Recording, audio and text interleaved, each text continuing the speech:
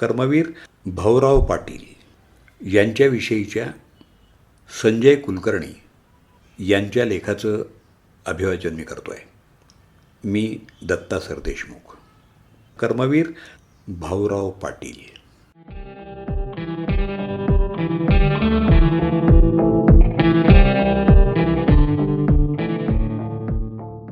1887 साल उजाडले जेधवा, सप्टेंबरचा तो महिना आणि 22 तारीख तेधवा. भाऊराव पाटील जन्मले, पुलकित झाली पहाधरा. जय कर्मवीरा, जय कर्मवीरा, जय कर्मवीरा, जय कर्मवीरा. दलित दुबळा समाज होता, नसे कुणी वाली तया. दलित दुबळा समाज होता, नसे कुणी वाली तया. मुखी बिचारी कुणी हाकावी, सत्यवचन होते दवा, सत्यवचन होते दवा. अन्यायाला वाचा फोडित, वीर ठाकला उभा खरा. अन्यायाला वाचा फोडित, वीर ठाकला उभा खरा. जय कर्मवीरा, जय कर्मवीरा, जय कर्मवीरा, जय कर्मवीरा. रसिको, आत्ताच केलेल्या या वर्णनाप्रमाणे अत्यंत बिकट अशा सामाजिक परिस्थितीत सह्याद्रीच्या कुशीत कर्मवीराच्या रूपानं एक ज्ञानतारा जन्माला आला आणि महाराष्ट्राच्या जनतेला एक उद्धारकर्ता मिळाला. 9 मे 1959 कर्मवीर भाऊराव पाटलांचा पुण्यस्मरण दिन. तीर्थरूप अण्णा आपल्यातून गेले, पण त्यांच्या शैक्षणिक आणि सामाजिक कार्याचा सुगंध आजही महाराष्ट्राच्या दऱ्याखोऱ्यात दरवळतो आहे. कर्मवीर भाऊराव पाटलांचं पूर्ण नाव भाऊराव पायगोंडा पाटील असं होतं. 22 सप्टेंबर 1887 या दिवशी हातकणंगले तालुक्यातल्या कुंभोज या गावी भाऊराव पाटलांचा जन्म झाला. संपूर्ण महाराष्ट्राला ते जणू ज्ञानाचा कुंभ पाजणार होते, म्हणूनच त्यांचा जन्म कुंभोज या गावी झाला असावा. लहानपणापासून अण्णांची वृत्ती बंडखोर होती. अण्णांचा जन्म जैन कुटुंबात झाला. त्या काळात स्पृश्यास्पृश्यता मानली जात होती. अस्पृश्य लोकांना विहिरीवर पाणी भरू दिलं जात नव्हतं. हे पाहून अण्णांचं मन विचलित झालं आणि त्यांनी विहिरीवरचा पाणी भरण्याचा रहाटच मोडून टाकला. यावेळी अण्णांचं वय अवघं 14 वर्षांचं होतं. अण्णा लहानपणापासून सुमार बुद्धीचे पण बंडखोर वृत्तीचे होते. इयत्ता 6वीच्या वर्गात अण्णा नापास झाले. तेव्हा त्यांना शिकवणारे कुलकर्णी गुरुजी यांना अण्णाला पुढच्या वर्गात बसवण्याविषयी विनंती करण्यात आली. तेव्हा कुलकर्णी गुरुजी म्हणाले, मी या मुलाचा बाग पुढच्या वर्गात बसवीन, परंतु या मुलाला पुढच्या वर्गात बसवू देणार नाही.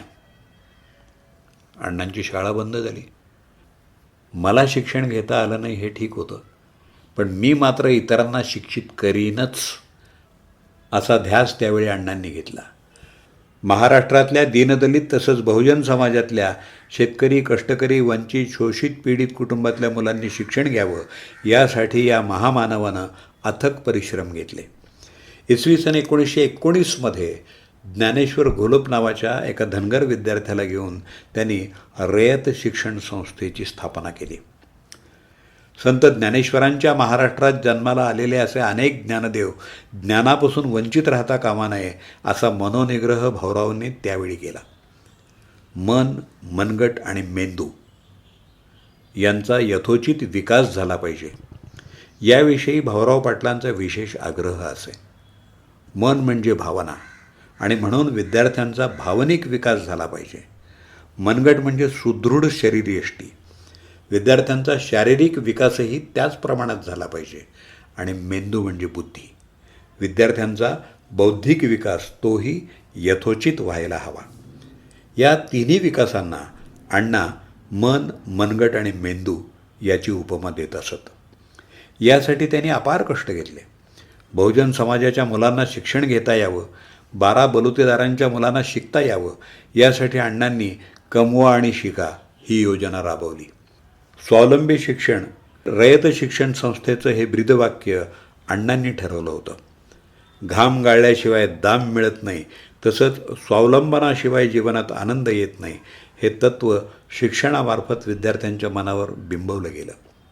प्राथमिक शिक्षणापासून उच्च शिक्षणापर्यंत स्वावलंबन हेच ग्रामीण शिक्षणाच्या उन्नतीचं एक प्रमुख अंग आहे, हे कर्मवीरांनी आपल्या शैक्षणिक तत्त्वज्ञानानं सिद्ध केलं. जे शिक्षण माणसाला उत्तम प्रकारे जीवन जगायला शिकवतं तेच खरं शिक्षण, आणि जे जीवन माणसाला सुसंस्कारित करतं तेच खरं जीवन, हे कर्मवीरांच्या शैक्षणिक तत्त्वज्ञानाचं सार आहे. मन, मनगट आणि मेंदू याचा यथोचित विकास झाला म्हणजे विद्यार्थी पूर्णतः स्वावलंबी होतो, असं त्यांचं मत होतं. रयत शिक्षण संस्थेच्या उन्नतीसाठी आणि प्रगतीसाठी अण्णांनी अनवाणी फिरून देणग्या गोळा केल्या. या देणग्या जमा करत असताना अण्णा नेहमी म्हणत, मला एका व्यक्तीकडून ₹1,00,000 नको आहेत, पण 1,00,000 व्यक्तींकडून ₹1 रुपया मला हवा आहे. सार्वजनिक संस्था मोठ्या व्हायच्या असतील तर सेवाभावी कार्यकर्ते मिळवावे लागतात, सांभाळावे लागतात. हे तंत्र भाऊरावांना लाभलं होतं. संस्थेचा कारभार जसजसा वाढत गेला तसतसं भाऊरावांनी कार्यकर्त्यांचं मोहोळ जमा केलं. वेगवेगळ्या विचारसरणीचे कार्यकर्ते भाऊरावांच्या प्रेमाच्या कक्षेत आनंदानं संस्थेची सेवा करत असत. पुढं संस्थेला खूप देणगीदार मिळाले. संस्थेला कोणी जमीन दिली, कोणी वाडा दिला, कोणी आपल्या आयुष्याची सगळी कमाई संस्थेला दिली. आजही अनेक जण मुक्त हस्तानं संस्थेला देणगी देतात. समाजात माणुसकी लपलेली असते, पण संपलेली कधीच नसते. संत गाडगे महाराज यांनीही अण्णांच्या या अमोल कार्याला खूप मोठी मदत केली आहे. संत गाडगे बाबा प्रत्येक आषाढी वारीला न चुकता पंढरपूरला जात असत, पण ते विठ्ठलाच्या दर्शनाला कधीही गेले नाहीत. पंढरपूरला गेल्यावर ते चंद्रभागेचा परिसर झाडून स्वच्छ करत, नदीच्या वाळवंटात ते कीर्तन करत. पांढरी शुभ्र वाढलेली दाढी, रापलेली त्वचा, प्रचंड देहयष्टी आणि भरदार छाती अशा स्वरूपाचा एक माणूस बाबांच्या शेजारी बसलेला असे. बाबा कीर्तनात आपल्या भक्तांना विचारत, विठ्ठलाचं दर्शन घेतलं का हो? लोक हो म्हणत. मग बाबा विचारत, तुमच्या विठ्ठलाले आंघोळ कोण घालते? लोक म्हणत, आम्हीच घालतो. तुमच्या विठ्ठलाले कपडे कोण नेसवते? लोक म्हणत, आम्हीच नेसवतो. तुमच्या विठ्ठलाले जेवायला कोण घालते? लोक म्हणत, आम्हीच घालतो. मग तुम्ही पुन्हा काय करते? लोक म्हणत, नैवेद्य खायला कुत्रं मांजर येईल म्हणून काठी घेऊन तिथं बसतो. त्यावर बाबा म्हणत, अरे जो स्वतः आंघोळ करू शकत नाही, जो स्वतःचे कपडे स्वतः घालू शकत नाही, जो स्वतःचं जेवण स्वतः करू शकत नाही, तो इतरांना काही जेवायला घालणार? मायबाप हो, त्या दगडाले देव मानण्यापेक्षा इथं बसलेल्या भाऊराव पाटलाला, भाऊरावांकडे बोट दाखवून, देव माना. हे गोरगरिबांच्या पोराला शिकवते, त्यांना पोटाशी धरून आईबापाची माया देते, शहाणे करते, गोरगरिबांच्या पोरांचं कल्याण करते, शेतकऱ्याच्या मजुराच्या पोराले शिक्षण देते, म्हणून याले देव माना. देव दगडात नाही, देव जिवंत माणसात आहे. जिवंत माणसातला देव ओळखा. असं भाऊराव पाटलांविषयी गाडगेबाबांचं तत्त्वज्ञान होतं. कर्मवीर अण्णांनी स्वतःच्या प्रपंचाकडे कधीच लक्ष दिलं नाही. स्वतःच्या मुलांकडे किंवा त्यांच्या शिक्षणाकडे त्यांनी कधीच लक्ष दिलं नाही. त्यांना स्वतःचं आयुष्य असं नव्हतंच मुळी. त्यांच्या धर्मपत्नी लक्ष्मीबाई पाटील यांनी पण अण्णांच्या कार्यात मोलाचा वाटा उचलला. वसतिगृहातल्या मुलांचा गुढीपाडव्याचा सण गोड करण्यासाठी त्यांनी आपला सौभाग्य अलंकार म्हणजे मणिमंगळसूत्र हे सुद्धा विकलं. वहिनींच्या अंगावर त्या काळी 100 तोळे सोनं होतं. ते सगळंच्या सगळं सोनं त्यांनी रयतेच्या शिक्षणासाठी खर्च केलं. धन्य ती माऊली, धन्य. वसतिगृहात भेट देण्यासाठी आलेल्या पाहुण्यांनी वहिनीनं जर विचारलं, आपल्याला मुलं किती? तर वहिनी सांगत, वसतिगृहातली मुलं ही सर्व माझीच मुलं आहेत, आणि त्यांच्यावर आईच्या मायेनं त्या प्रेम करत असत.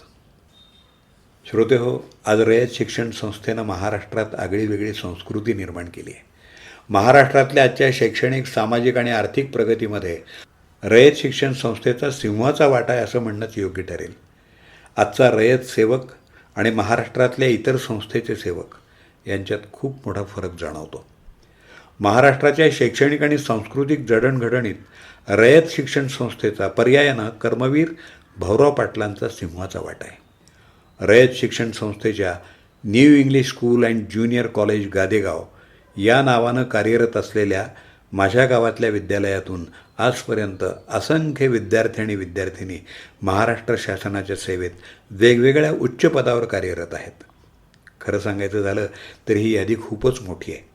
म्हणूनच मला वाटतं या विद्यालयानं माझ्या गावचा शैक्षणिक, सामाजिक आणि बौद्धिक चेहराच जणू बदलला आहे. कर्मवीर अण्णांच्या यशाचं हे एक सोनेरी मोरपीस आहे असं म्हटलं तर वावगं ठरणार नाही. कविवर्य विठ्ठल वाघ म्हणतात, रयते मधुनी नव्या युगाचा माणूस आता घडतो आहे. रयते मधुनी नव्या युगाचा माणूस आता घडतो आहे. वटवृक्षाच्या विशालतेचा मोह नभाला पडतो आहे. मोह नभाला पडतो आहे. एकदा महात्मा गांधी यांनी अण्णांच्या संस्थेला भेट दिली आणि तिथलं वातावरण पाहून महात्मा गांधी म्हणाले होते, भाऊरावांचं कार्य हेच त्यांच्या कीर्तीचा खरा स्तंभ आहे. मी केलेलं कार्य हे माझ्याबरोबरच संपणार आहे, कारण माझ्यानंतर माझ्यासारख्या कार्यकर्त्यांची फळी तयार होईल की नाही हे सांगता येत नाही. परंतु भाऊरावांनी केलेलं कार्य हे सूर्यचंद्र असेपर्यंत राहणार आहे, कारण भाऊरावांच्या विचारांच्या पिढ्या विद्यार्थ्यांच्या रूपानं तयार होत राहणार आहेत. त्यामुळं सतत नवीन कार्यकर्ते तयार होत राहतील आणि म्हणूनच भाऊरावांचं कार्य हे माझ्या कार्यापेक्षा अनेक पटीनं श्रेष्ठ आहे. असे गौरवोद्गार राष्ट्रपिता महात्मा गांधींनी भाऊरावांच्या कार्याविषयी काढले आहेत. कर्मवीर भाऊरावांनी आयुष्यभर गरीब जनतेची सेवा केली. नांगराची मूठ धरणाऱ्या शेतकऱ्याच्या मुलाच्या हातात लेखणी दिली. स्वावलंबनाचा नवा धाडा घालून दिला. शारीरिक श्रम आणि ज्ञानार्जन यांचा सुरेख संगम घडवून आणला. शिक्षण आणि जीवन यांचा मिलाप घडवला. बहुजनांच्या मानसिक गुलामगिरीचं जोखड त्यांनी ताड ताड तोडून टाकलं. दुसऱ्यासाठी जगणं म्हणजे खरं जगणं हा संदेश स्वतःच्या आचरणातून आणि कृतीतून त्यांनी दिला. एखाद्या उत्तुंग आणि अपूर्ण स्वप्नांच्या मागं धावण्यात जीवनाची इतिकर्तव्यता आहे हा आदर्श त्यांनी घालून दिला. रयत शिक्षण संस्थेमार्फत एक स्टोअर चालवलं जात होतं, पण या स्टोअरला कोणत्याही प्रकारचा नफा होत नव्हता आणि पुढं होण्याची शक्यताही नव्हती. त्यावेळी त्या ठिकाणी 2 कर्मचारी काम करत होते. त्याच्यापैकी एक कर्मचारी म्हणजे अण्णांचे सुपुत्र आप्पासाहेब पाटील होते. स्टोअरला नफा होत नाही हे बघून एक कर्मचारी कमी करणं आवश्यक होतं.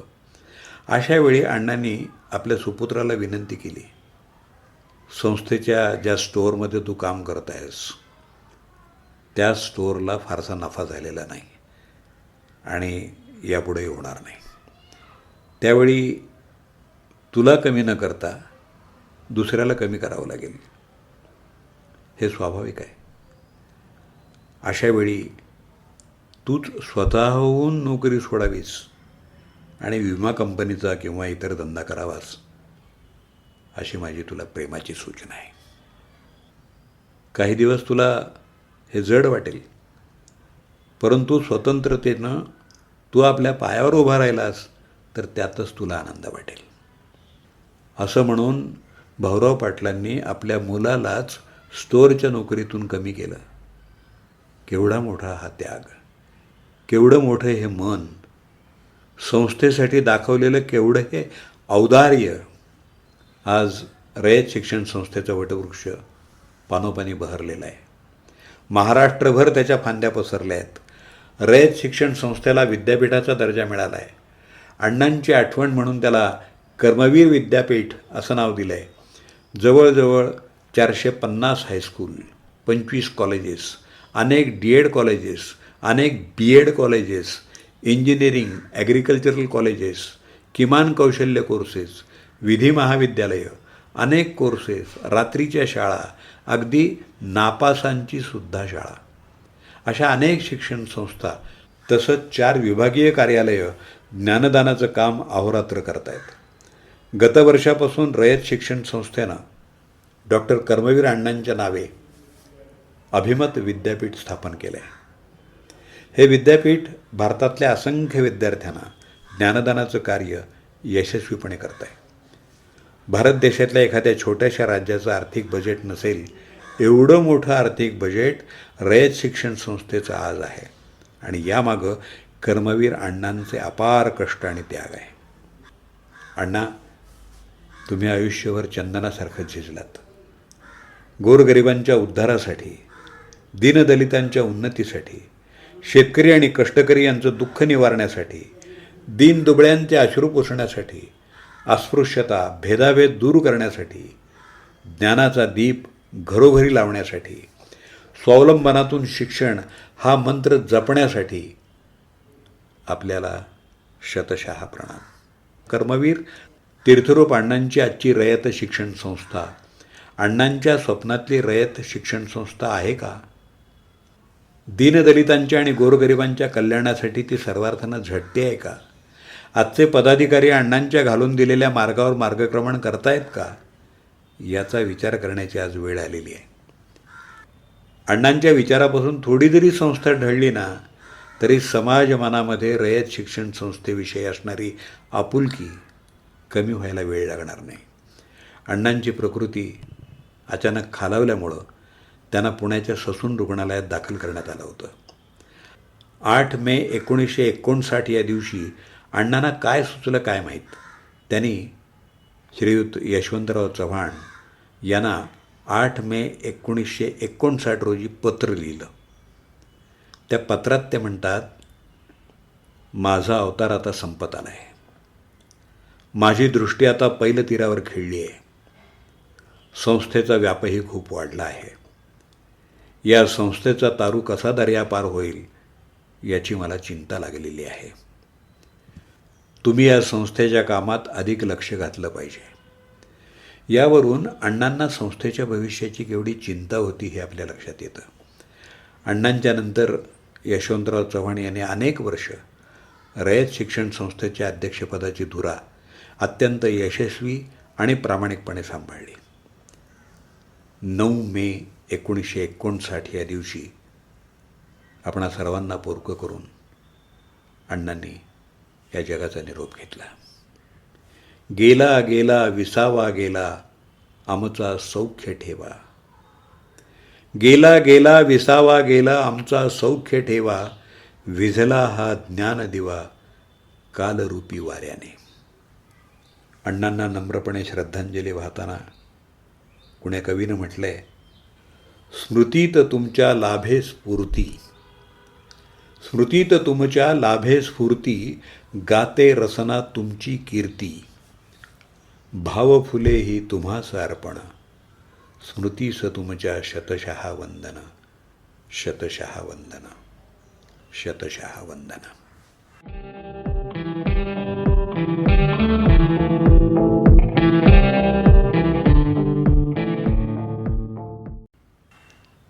कर्मवीर भाऊराव पाटील या लेखाचं वाचन आपण ऐकलं. लेखक संजय कुलकर्णी गादेगावकर. त्यांचा मोबाईल नंबर 9834189265. लेखन दिनांक 5 मे 2025. अभिवाचन दत्ता सरदेशमुख. 8329730186.